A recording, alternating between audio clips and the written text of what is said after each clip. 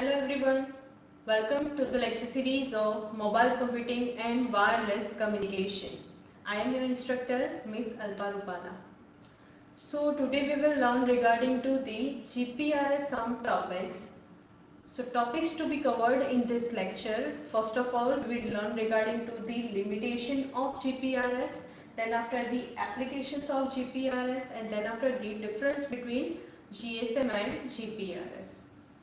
So basically the limitation of GPRS means already we all know that we are using the GPRS, but if something is having advantages, that we also know that we can use the internet while we are moving. That is the best advantage of the GPRS.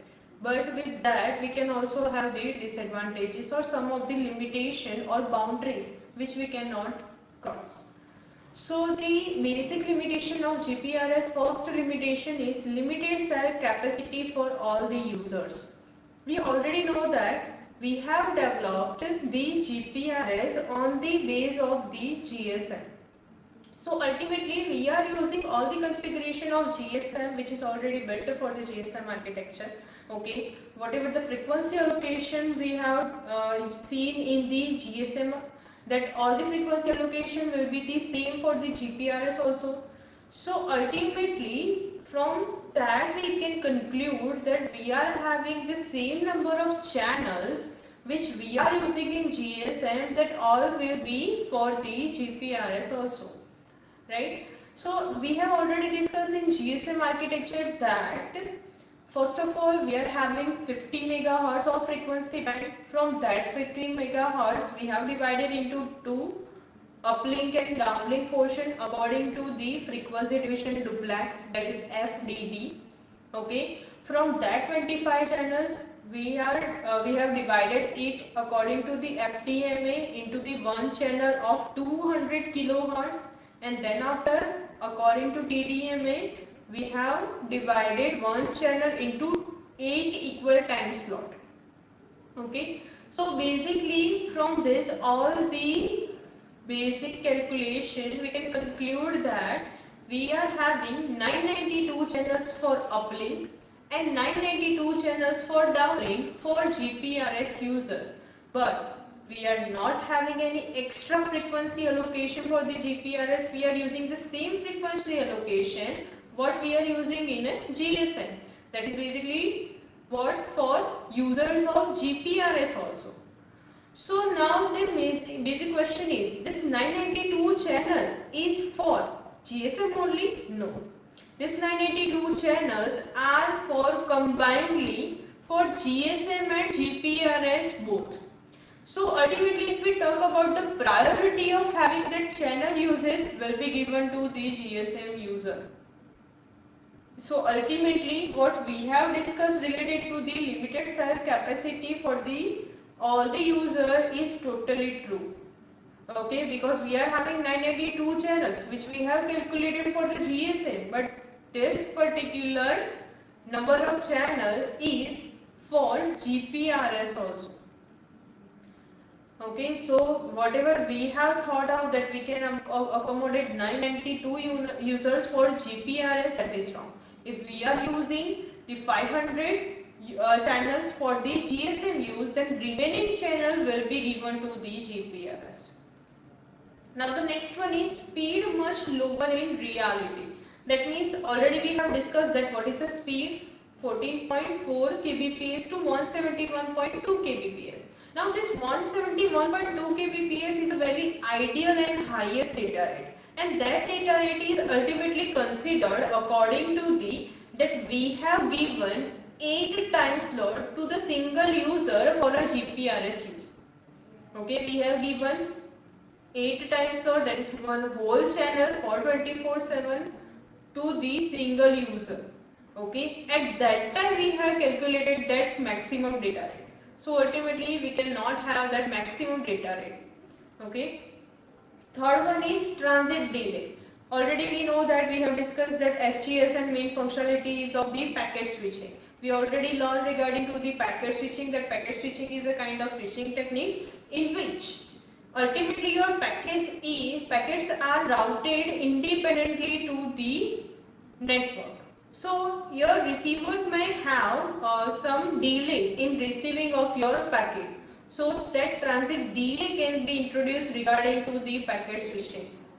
Okay, and the next one is support for the GPRS mobile terminal connection from the mobile server. Basically, we have thought that always we are the client. Suppose if we talk about the client server architecture, then we are thinking that always the client is mobile. But what about the if we are requiring the server to be mobile? So this is not true in the case of the GPRS. We cannot use the mobile server in GPRS. So this all are the limitation of GPRS. Now the next one is application of GPRS. So basically if we talk about the application of GPRS, then it is divided into two types. The first one is application mode and second one is tunneling mode. Now what is the application mode? The application mode means suppose I have my data pack connection and I am using internet in my mobile phone only. So that particular kind of mode of connection is known as the application mode. But suppose I am having internet connection and I am creating the hotspot and my friend is using internet from my hotspot or any another laptop is using my hotspot. So this is what kind of tunneling mode application of GPRS. There is basically two types of modes for the communication of GPRS. First one is application mode in which we are using our own internet, and second one is tunneling mode in which we are using any another party's hotspot for the creation or for the use of internet. Now the next one is application of GPRS. That is basically again divided into two types, that is generic application. In generic application, whatever the generic use we are having, that is general purpose use, we are using that internet banking application, that is general purpose use.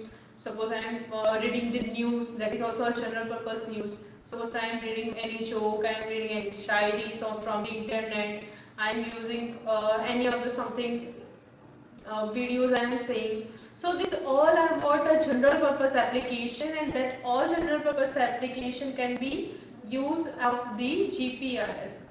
But GPRS is also having a specific application which is developed for the specific use.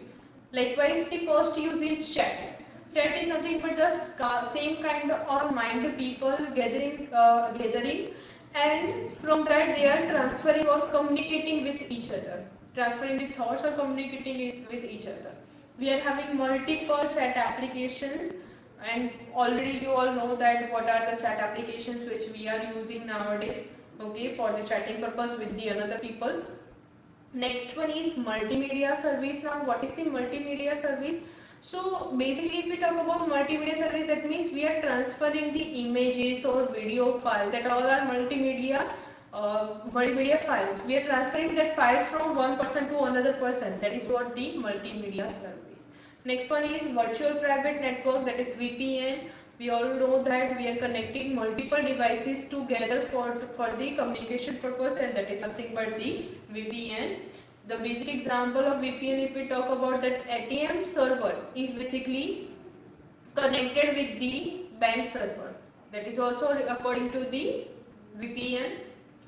Then after the personal information management, we all know that we are having our personal information to be stored. That means suppose if we talk about our original ID cards, we all know that nowadays we are not carrying only original ID cards, but we are having that all the ID cards in a virtual manner. So this is what our personal information can be stored properly according to the GPRS use. Next one is job sheet dispatch. This is a very specific application for salesman and sales manager. According to it, this particular kind of application is basically for the salesperson. That salesperson needs to send the data on a runtime to the manager, and manager can also track the person that my salesperson is at which location now, right? And the salesperson can send the runtime entry of the sale to the manager. So this is a kind of specific application, job sheet dispatch, which is based for which is developed for the sales manager and sales Next one is unified messaging. Basically, multiple messaging can be combined into one application, and that is known as the unified messaging. That means you can do chat, that is your text transmission. You can send the images, that is also a multimedia transmission. You can do fax, that is also a kind of another transmission. So if we are having one application which is combining this all type of communication or transfer of data into a single unit, that is known as the unified messaging application. Next one is vehicle positioning. This vehicle positioning is very much important because we all know that we are using GPS, okay, to identify where right now we are, okay. Then we are using particular internet for to find out where is a nearby hotel properly, for restaurant proper, or theater. So to identify, to locate yourself, or even though to find out any another third location, we can use the vehicle positioning and location based services. So these all are the applications of GPRS. Now the last topic of today's lecture is difference between GSM and GPRS. Now the difference between GSM and GPRS, basically it is not a kind of difference, you all know that already, because we have developed the GPRS over GSM. So ultimately whatever functionality that is provided by the GSM, that all functionality can be provided by GPRS. Okay, but GPRS is having some additional functionalities. But your frequency allocation fundamental will be same. Most of the fundamental will be same. But you can say that similarity and difference between the GSM and GPRS. So the parameter, the technology which is in which generation we are using this all technology. So we are using in 2G technology GSM, and in 2.5G technology GPRS. Then particularly GSM is based on FDMA and TDMA concept, but GPRS is based on GSM itself. Then after the carrier channels, we all know that frequency allocation is same for GSM and GPRS. We are using the same fundamental. So your carrier channel, which is of 200 kilohertz, will be the same. Then your modulation will be then your frequency separation will be the same for GSM and GPRS. Okay. Number of user per time slot will be same, that is 8 time slot for the GSM and GPRS. Okay, multiple access, that also will be the same. We are using the TDMA, FDMA and FDD in the GSM, and that all will be same for the GPRS also. But the type of switching technique, basically if we talk about the type of switching technique, then the GSM is using circuit switching for the voice communication, but GPRS is using packet switching for the data communication. Okay, then the data rate 9.6 kbps data rate will be for the GSM, and the GPRS is having 14.4 kbps to 171.2 kbps. But as we have already discussed in the limitation of GPRS, that this particular highest maximum data rate is for the ideal purpose only. Okay, this is not the true one. It can be vary, or it can be vary according to QoS also. Okay, now SIM card requirement in GSM and GPRS both is having the SIM card requirement. Okay, and modulation, the GSM is using 0.3 GMSK modulation. Now what is this GMSK modulation? That is Gaussian minimum shift keying. Okay, Gaussian minimum shift keying. We will learn regarding to the modulation techniques in very much of detail in our later topics. Okay, but GPRS is using only GMSK.